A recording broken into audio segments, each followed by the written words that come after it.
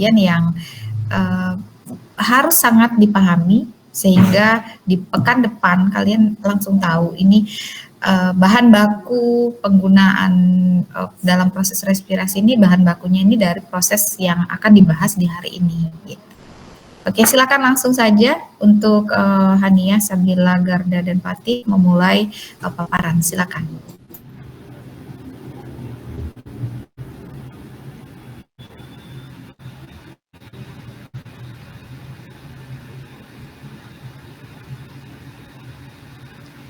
Oke, Assalamualaikum warahmatullahi wabarakatuh. Perkenalkan, kami dari kelompok 3 akan menjelaskan tentang fotosintesis, reaksi terang, reaksi gelap, translokasi dalam poem. Perkenalkan, nama saya Sabila Wardani, dan juga ada teman-teman saya, Hania Safita, Zuhri, Fatia Murfi, dan juga Garda Ibnu Pratama. Di sini tabel konten yang akan kita bahas ada fotosintesis, kloroplas, reaksi terang, transport siklik dan non-siklik, reaksi gelap, siklus Calvin, jalur Huxley, dan fotorespirasi, terus translokasi, flame loading, dan unloading. Oke. Nah, kita masuk ke yang pertama, ada fotosintesis. Fotosintesis adalah proses biokimia yang dilakukan tanaman dengan memanfaatkan energi cahaya untuk menghasilkan energi yang dapat digunakan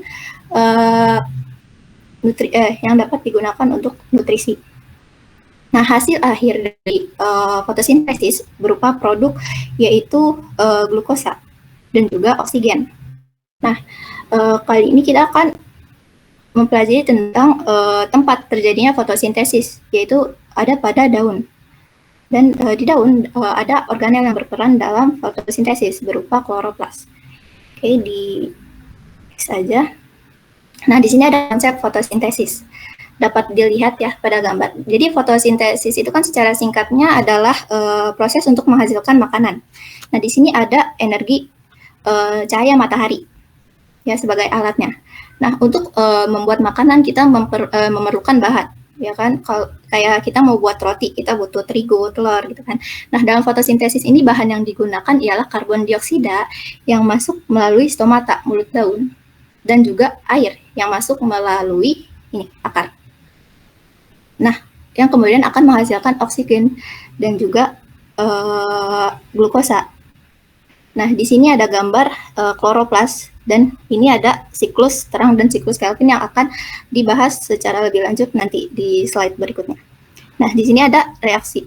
Kita perbesar reaksi karbon dioksida, reaksi fotosintesis, ada karbon dioksida ditambah air, menghasilkan glukosa dan juga oksigen dengan bantuan cahaya dan juga pigmen klorofil.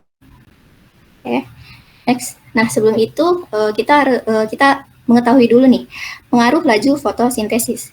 Yang pertama ada 3 yang paling penting, yaitu konsentrasi CO2-nya, karbon dioksidanya, terus intensitas cahaya dan juga suhu.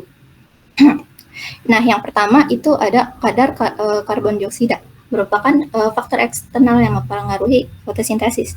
Jadi semakin meningkatnya karbon dioksida juga itu dapat mempengaruhi dapat mengganggu proses fotosintesis. Nah, yang kedua ada intensitas cahaya. Syarat untuk melakukan fotosintesis kan adalah adanya cahaya matahari yang cukup. Jadi ketika kurang, maka fotosintesis akan berjalan lambat karena energi yang terserap untuk memasak makanan akan berkurang. Nah, yang ketiga itu ada kadar fotosintat. Nah, fotosintat itu adalah hasil yang dari produk fotosintesis, kayak gula, oksigen. Jadi semakin tersedianya kadar fotosintat, maka laju fotosintesis akan berkurang. Malah sebaliknya, jadi ketika kadar fotosintat berkurang, maka laju fotosintesis akan naik. Nah, selanjutnya ada air. Proses fotosintesis membutuhkan air yang cukup, sebab pembentukan karbohidrat memerlukan air. Jika kekurangan, maka proses jadi terganggu. Nah, yang kelima ada suhu. Dan suhu ini mempengaruhi enzim. Jadi nanti di dalam proses fotosintesis kita akan mengenal enzim juga yang berperan. Nah, makanya oleh karena itu suhu mempengaruhi fotosintesis juga enzim. Oke, next. Nah, kita akan lebih mengenal tentang spektrum cahaya. Nah, di sini, sinar matahari merupakan salah satu faktor yang berperan penting dalam laju fotosintesis. Nah, sinar matahari dihasilkan dari cahaya putih, namun setiap warna mempunyai panjang gelombang yang berbeda-beda, sehingga dapat dipecah menjadi komponen warnanya. Nih, bisa dilihat dari gambar yang di sebelah sini, ada warna merah, terus jingga, kuning, hijau, biru, nila, dan juga ungu. Nah, sinar matahari ini mempunyai sifat polikromatik. Polikromatik itu tuh maksudnya yang ini, sinar matahari menghasilkan cahaya hanya putih, cahaya putih saja. Nah, ketika dibiaskan, cahaya yang dihasilkan berupa monokromatik atau cahaya yang ini. Ya, cahaya monokromatik ini yang ditangkap oleh fotosintesis untuk oleh klorofil yang digunakan untuk proses fotosintesis. Oleh karena itu namanya cahaya dinamakan cahaya tampak, merupakan cahaya yang dimanfaatkan tumbuhan untuk berfotosintesis yang memiliki panjang 400 sampai 700 nanometer. Nah, jika berkas cahaya yang sama kuatnya dari cahaya monokromatik, berbagai panjang gelombang dipancarkan pada daun hijau, dan kecepatan fotosintesis pada setiap panjang gelombang diukur, ternyata gelombang cahaya biru dan merahlah yang paling efektif dalam proses fotosintesis. Dilihat dari ini juga ya kurvanya, yang paling optimal ada di sini. Klorofil A, untuk klorofil B ada di bagian warna biru juga. Nah, ini juga ada di bagian warna merah nih, optimal ya. Terus, next. Nah, menurut Campbell juga, daun tampak berwarna hijau karena klorofil menyerap cahaya warna merah dan biru ketika meneruskan dan memantulkan cahaya warna hijau. Terus bahan-bahan yang menyerap cahaya tampak disebut pigmen. Pigmen yang berbeda menyerap panjang gelombang cahaya yang berbeda, dan panjang gelombang yang diserap akan menghilang. Ketika suatu pigmen disinari dengan cahaya putih, warna yang terlihat adalah warna yang paling kuat dipantulkan atau ditransmisikan oleh pigmen tersebut. Dilihat dari sini ya. Terus jika pigmen menyerap semua panjang gelombang, maka akan tampak warna hitam. Nah, spektrum warna memiliki panjang gelombang berbeda, tapi klorofil akan lebih banyak menyerap warna merah dan biru karena panjang gelombang cahaya sangat efektif. Jadi yang paling efektif itu ada di warna biru, yaitu panjang gelombangnya 450 sampai 495 nanometer, dan juga merah ada di 620 sampai 750 nanometer. Oke, next kita akan mengenal dengan struktur kloroplas.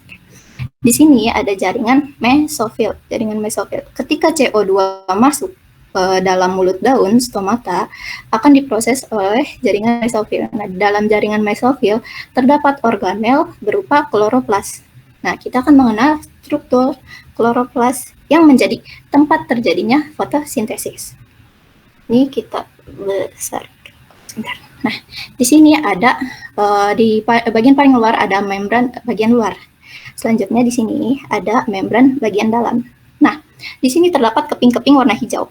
Ya, keping-keping warna hijau. Nah, satu tumpukan ini dinamakan granum.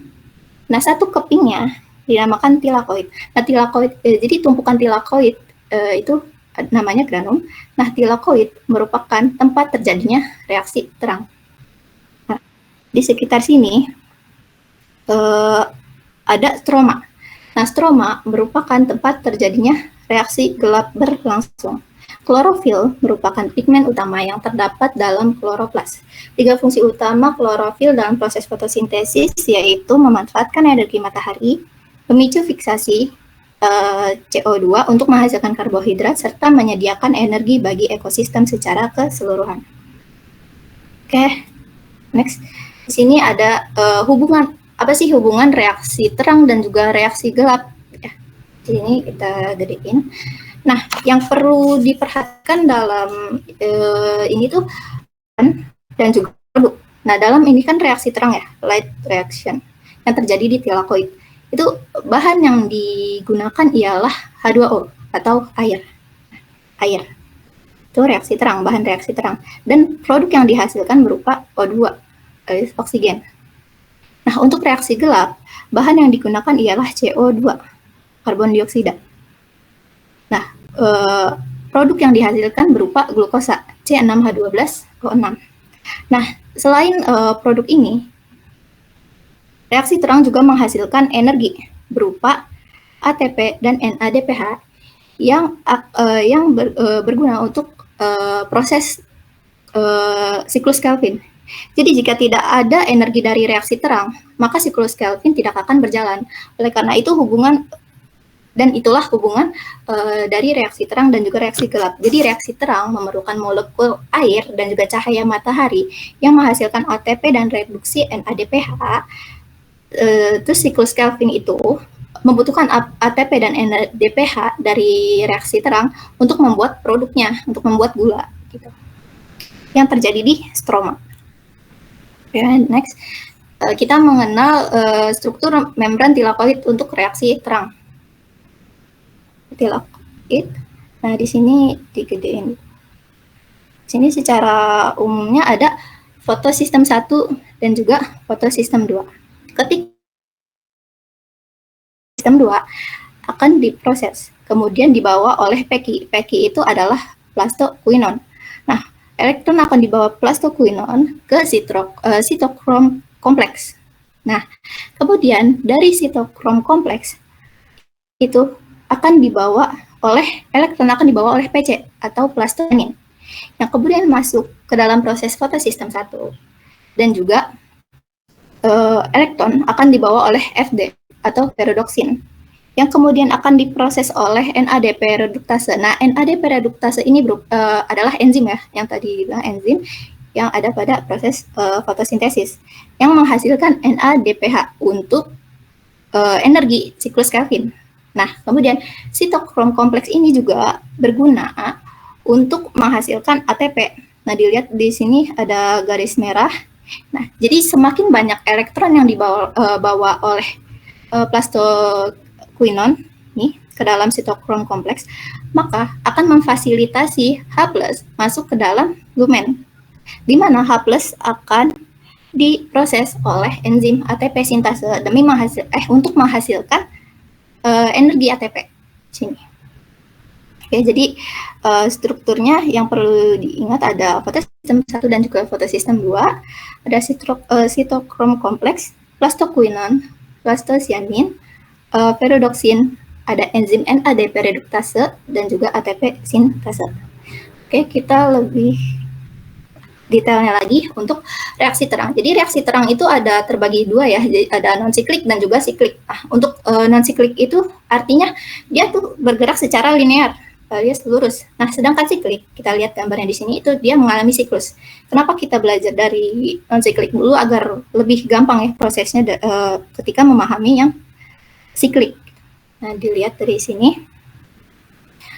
Yang bagian warna biru ini merupakan pusat pengaturan ya, yang warna biru ini. Terus pertama, cahaya masuk, kemudian ditangkap oleh pigmen molekul sehingga membentuk sifat domino. Jadi pigmen sini ke pigmen sini ke pigmen sini, kemudian menghasilkan elektron yang akan ditangkap oleh klorofil P680. Jadi kenapa dinamakan P680? Karena klorofil ini menangkap gelombang panjang gelombangnya itu 680. Jadi dinamakan P680. Kemudian elektron akan tereksitasi. Eksitasi itu maksudnya akan bergerak ke primary acceptor yang kemudian akan ditangkap primary acceptor. Otomatis di sini elektron akan hilang. Nah, tapi akan digantikan oleh H2O dengan fotolisis alias pemecahan air menjadi H+ dan juga O2. Nah, O2 inilah yang keluar melalui mulut daun atau stomata dan menjadi produk fotosintesis. Oke. Nah, dari elektron yang tereksitasi akan ditangkap oleh primary acceptor, kemudian dibawa oleh plastoquinon. Ke sitokrom kompleks. Nah, di sitokrom kompleks ini kan ada H+ yang digambar ini. Ini kan H+, 4H+. Nah, itu masuk ke dalam sitokrom kompleks H+ melalui stroma, kemudian ke lumen, dan diproses oleh enzim ATP sintase, kemudian menghasilkan ATP. Ya. selain dari H+4 yang tadi, juga dihasilkan H+ yang di sini itu berguna untuk menghasilkan energi ATP juga. Nah, selanjutnya elektron akan dibawa oleh plastosianin. Nah, di plastosianin. Nah, sama seperti yang fotosistem 2, fotosistem 1 juga prosesnya sama. Jadi cahaya masuk, kemudian ditangkap oleh pigmen-pigmen molekul hingga bersifat domino dari satu ke pigmen satunya, terus menghasilkan elektron. Nah, bedanya adalah di fotosistem 1 ini panjang gelombang yang ditangkap ialah 700, jadi dinamakan P700. Kemudian elektron dieksitasi, dan ditangkap oleh primary aseptor. Nah, elektron yang hilang itu digantikan oleh si PC, elektron yang dibawa oleh PC ini. Kalau yang tadi kan digantikan oleh H2O ya, kalau yang ini digantikan oleh PC. Nah, elektron yang sudah ditangkap primary aseptor itu dibawa oleh FD, ferredoxin, yang kemudian diproses oleh enzim yang ada di sini, alias enzim NADP reduktase. Jadi NADP ditambah H ditambah 2 elektron, ini menghasilkan energi NADPH. Nah, jadi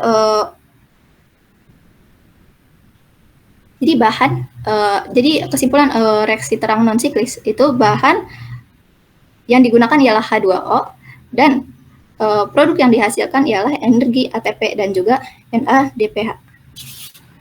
Oke, di next. Nah, untuk reaksi terang siklik tadi kan adalah reaksi yang siklus ya. Nah, tujuan dari reaksi terang ini adalah untuk menghasilkan ini, energi ATP sebanyak-banyaknya. Jadi makanya perbedaan antara siklik dan siklik itu ada di sini. Jadi ketika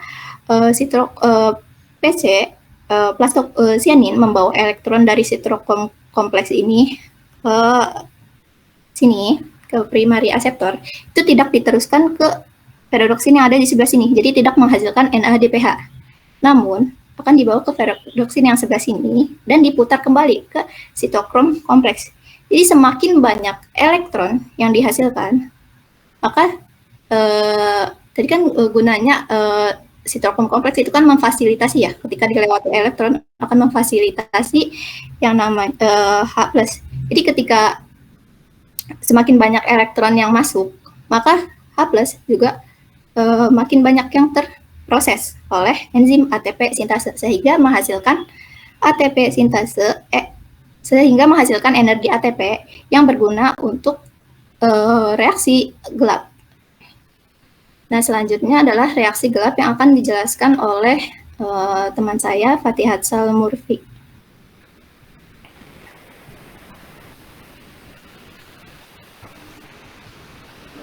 Baik, reaksi gelap. Reaksi gelap ada siklus Calvin dan jalur Hal-Sachs. Nah, pengertian reaksi gelap next. Merupakan tahapan fotosintesis melalui rangkaian siklus yang tidak dipengaruhi cahaya matahari secara langsung, tetapi memerlukan karbon dioksida untuk menghasilkan energi berupa ATP, ADH, dan NADH. Reaksi gelap tersebut dapat terjadi melalui dua cara, yaitu siklus Boson-Calvin dan jalur Hal-Sachs. Oke, next. Di dalam siklus Calvin tidak memerlukan energi cahaya secara langsung, tetapi adanya penggunaan kimia ATP dan NADPH. Siklus Calvin terjadi di stroma yang berada di kloroplas dan dibantu oleh enzim Robisco yang mengubah senyawa ribolosa 1,5 bifosfat dan molekul karbon dioksida menjadi 2 senyawa 3 fosfolgliserat. Biasanya melalui jalur ini disebut tumbuhan C3. Siklus ini memiliki 3 tahap, yaitu fiksasi, karbon, reduksi karbon dioksida, dan regenerasi RUBP. RUBP itu biofosfat, oke. Dan berikut prosesnya.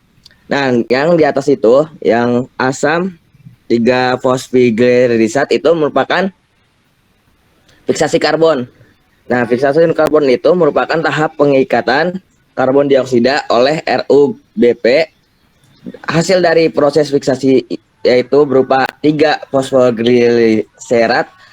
Dalam satu kali siklus Calvin terdapat 3 molekul RUBP yang menangkap 3 molekul karbon dioksida, sehingga akan menghasilkan 6 molekul 3 fosfogliserat. Terus menjadi asam 1,3 di fosfogliserat itu udah termasuk dengan reduksi CO2 karbon dioksida, sama seperti di glicerodehid itu sama dengan reduksi karbon dioksida. Nah, di karbon dioksida terbagi menjadi 2. Ada yang jalur yang menjadi regenerasi RUBP dan ada yang gula. Yang berubah, yang di generasi RUBP merupakan tahap penyusunan kembali RUBP dari 5 molekul gliceradehida, 3 fosfat, dan 3 molekul ATP. Oke, next.